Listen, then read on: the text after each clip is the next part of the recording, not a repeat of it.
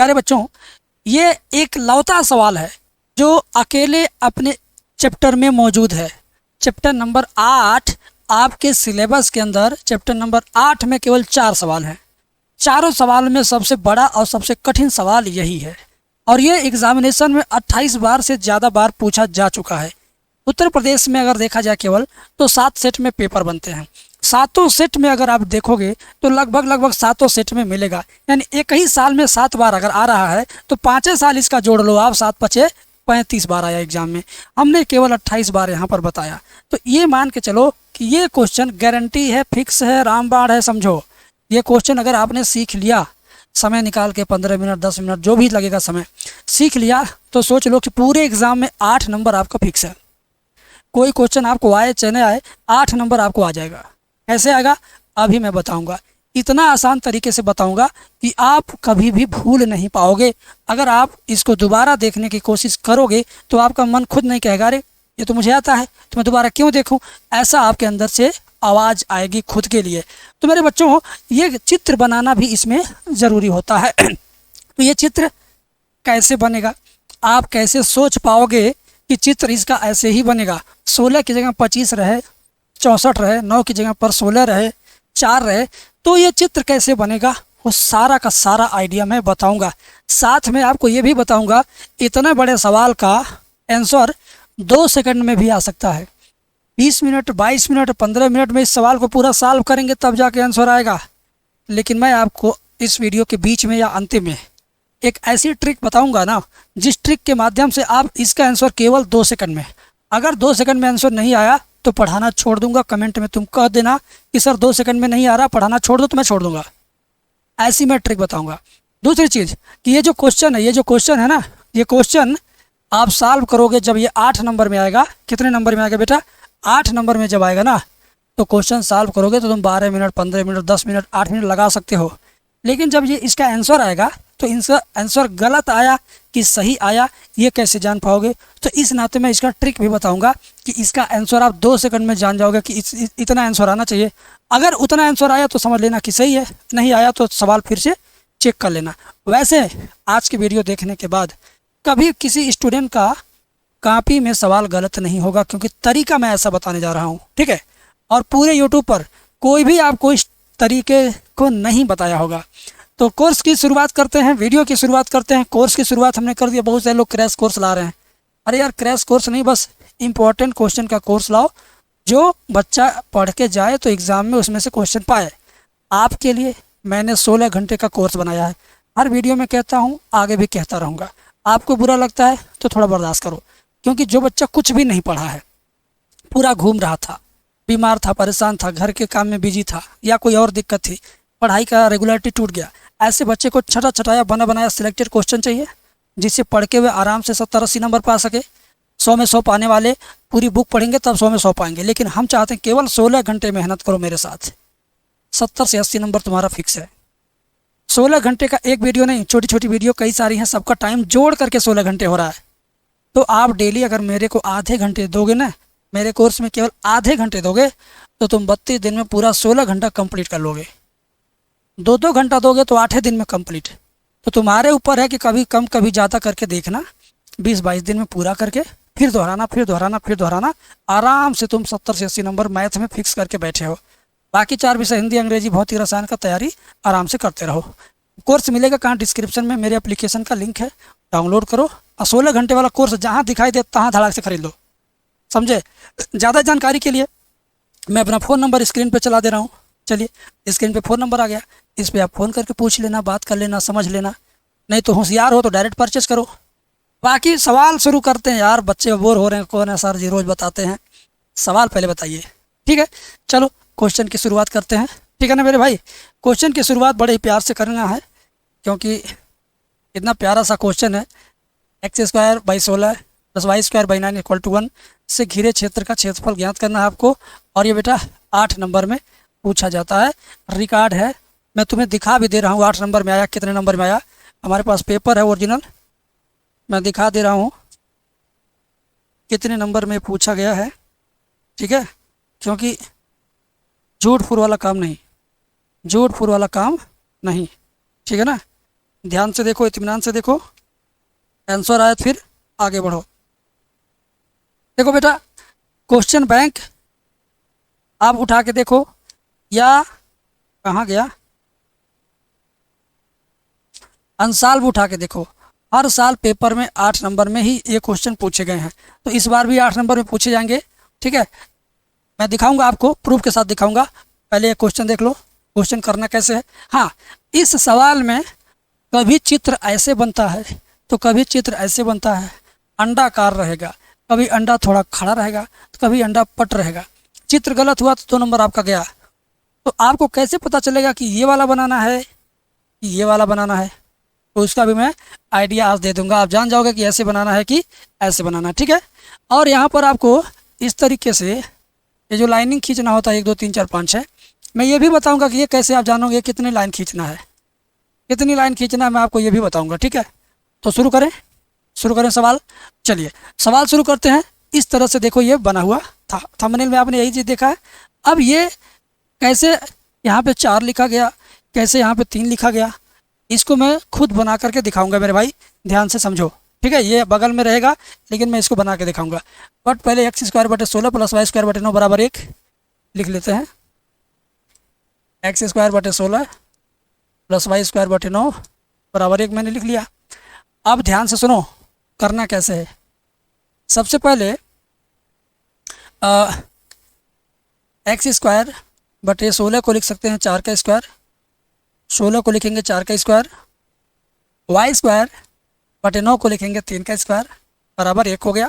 ठीक है, और देखो अब y² / 3 का स्क्वायर = 1 और x² / 4 का स्क्वायर इधर जाएगा तो -x² / 4 का स्क्वायर, y² / 9 3 का स्क्वायर 9 और 4 का स्क्वायर 16, 1 - x² / 16। ठीक है, देखो 8 नंबर लेना है तो सवाल थोड़ा जानबूझ के लंबा करना चाहिए। y² / 9 = 16 कम 16 -x² / 16, ये 9 इधर जाएगा तो y² = 9 इधर गया तो ये 9 ब्रैकेट में 16 - x² / 16। ठीक है, यहाँ तक क्लियर है। आगे देखो y² बराबर ये 9 और 16 बाहर लिख दो, ब्रैकेट में लिख दो 16 - x²। यहाँ तक क्लियर है, बताओ यहाँ तक क्लियर है ना? कमेंट में लिखते रहिए, प्यार से देखना मेरे मित्र, प्यार से देखना। अब इस पर से स्क्वायर जैसे ही हटेगा तुरंत इधर वाला करड़ी में चला जाएगा। अब समझा रहा हूँ, 9/16 और ब्रैकेट में 16 - x², ये दोनों का दोनों करड़ी में चला गया। अब करड़ी के अंदर से ये तो 9 और 16 बाहर आ जाएगा क्योंकि पूर्ण वर्ग है और ये रह जाएगा अंदर। ठीक है, बात समझो। तो y = 9/16 बाहर आएगा 3/4 और करड़ी में रह जाएगा 16 - x²। यहाँ तक आने के बाद अब हम लोग चित्र बनाएंगे। क्या बनाएंगे? चित्र बनाएंगे कैसे? ध्यान से देखो, फिगर बनाएंगे कैसे, ध्यान से देखो। x² / 4 का स्क्वायर इसी नाते लिखा था कि x अक्ष पे 4 खाना बनाना है, y अक्ष पे 3 खाना। x अक्ष पे 4 खाना, तो पहले अक्ष बना लो मेरे भैया, ऐसे और ऐसे। कह रहा कि x अक्ष पे 4 खाना प्लस में, 4 खाना माइनस में, क्योंकि स्क्वायर वाली चीज़ प्लस माइनस दोनों होती है। तो इधर भी 4 खाना, 1 2 3 4, इधर भी 4 खाना, 1 2 3 4। फिर क्या, y के नीचे 3 का स्क्वायर यानी y अक्ष पे 3 खाना, ऊपर भी नीचे भी y अक्ष पे 3 खाना, 1 2 3 1 2 3 बन गया। क्लियर हो गया? पता चल गया ना कि इस पे कितना खाना बनाना है। x के नीचे 4 तो x पे 4 खाना, y के नीचे 3 तो y पे 3 खाना। क्या बात है, एकदम इजी है। अब फिगर कैसे बनेगा? इसको इससे मिलाएंगे बेटा, ऐसे ऐसे। फिर क्या होगा? ऐसे। प्यार से देखिए, ऐसे। ठीक है ना? और देखिए प्यार से, हाँ समझ गए, ऐसे मिला दिया हमने। तो ये जो ज़्यादा बड़ा एरिया है ना, इसको हटा दीजिए ऐसे बस। ठीक है, अब मेरे मित्र बिंदु कैसे लिखना होता है? जो दोनों x अक्ष y अक्ष कटा है, यहाँ पर लिखना होता है 0, ओ से दर्शाएंगे। 1 2 3 4, तो यहाँ पर लिखेंगे 4, 0। 1 2 3, यहाँ लिखेंगे 0,3, ठीक है। इसका नाम दे देंगे ए, इसका नाम दे देंगे बी, ठीक है। यहाँ तक समझ में आ गया। अब ये खुद अंडाकार बन गया। जब यक्स वाला बड़ा रहेगा तो यक्स की दिशा में लंबा रहेगा। देखो मेरी बात समझो आप लोग, मेरी बात समझो। यक्स के नीचे वाली संख्या 4 बड़ी है, वाई के नीचे वाली संख्या 3 छोटी है। तो यहाँ यक्स के नीचे वाली संख्या 4 बड़ी है, इसका मतलब यक्स अक्ष की तरफ वृत्त बड़ा साइज होगा, वाई अक्ष की तरफ वृत्त छोटा साइज होगा। यक्स अक्ष पे 4 बड़ा है, यानी यक्स अक्ष पे तनी लंबा कर देना है। यक्स अक्ष की तरफ लंबा खुद जाएगा। देखो यक्स अक्ष की तरफ लंबा हुआ। जब किसी सवाल में वाई के नीचे वाली संख्या बड़ी होगी तो वाई अक्ष ऊपर की नीचे तरफ लंबा होगा, बड़ा होगा। समझ गए? तो किस दिशा में कब लंबा, किस दिशा में कब चपटा होगा आपको पता चल जाएगा यक्स और वाई के नीचे की संख्याओं को देख कर। क्लियर? अब देखो, अब क्या करेंगे, हमें क्षेत्रफल निकालना है ना, तो क्षेत्रफल निकालेंगे। चारों पार्ट का इकट्ठे थोड़ी निकालेंगे, हम बुद्धिमान लोग हैं, मैथ के स्टूडेंट, वैज्ञानिक वर्ग की पढ़ाई कर रहे हैं। तो अगर कोई कहे कि भैया 4 पैकेट बिस्कुट तुम्हें दे रहा हूँ, एक साइज का 4 पैकेट है, और तुमको चारों एक साथ तौलो, चाहे एक पैकेट एक साथ तौलो, तुम्हारे ऊपर है। हमको चारों का वजन बताना है, तो तुम होशियार रहोगे, कहोगे अरे यार 4 पैकेट है तो हम सिर्फ एक पैकेट का वजन तौल लेते हैं। मान लो एक पैकेट बिस्कुट का वजन 100 ग्राम, तो उसी साइज के 4 पैकेट बिस्कुट का वजन 400 ग्राम होगा।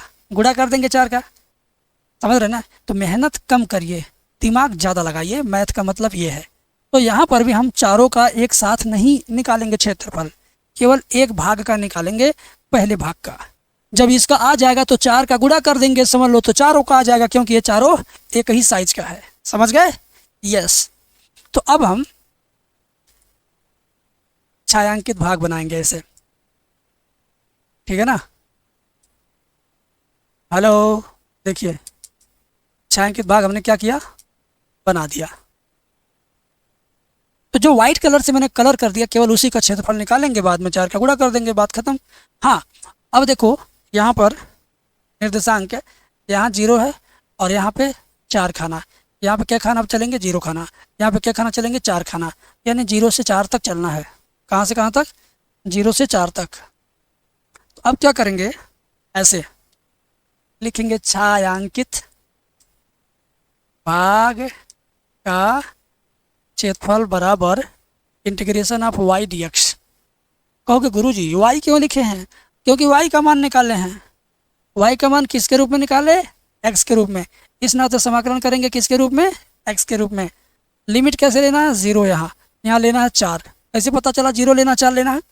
देखो शुरुआत 0 से होगा, 4 तक जाएगा। शुरुआत 0 से हो रहा, 4 तक जा रहा है, देखो यहाँ पे, ठीक है। यहाँ 0 से शुरू करेंगे, 4 खाना तक जाएंगे, तो छोटा 0 हो गया, बड़ा 4 हो गया, लोअर 0 हो गया, अपर 4 हो गया है।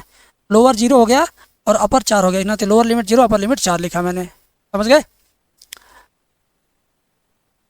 वाई की जगह पर वाई का ये वाला वैल्यू रख दो लाके यहाँ चुपचाप,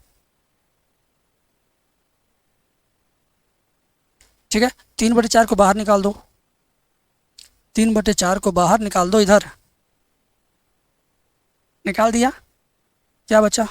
वही रूट में 16 को लिखेंगे 4 का स्क्वायर माइनस x का स्क्वायर और dx। इतना क्लियर है? अब क्या करेंगे, ध्यान से देखिए, 3/4 ऐसे ही रहेगा। अब इसका समाकलन सूत्र होता है, इसका समाकलन सूत्र लगाएंगे। इसका समाकलन सूत्र क्या होता है मैं लिख देता हूँ बगल में।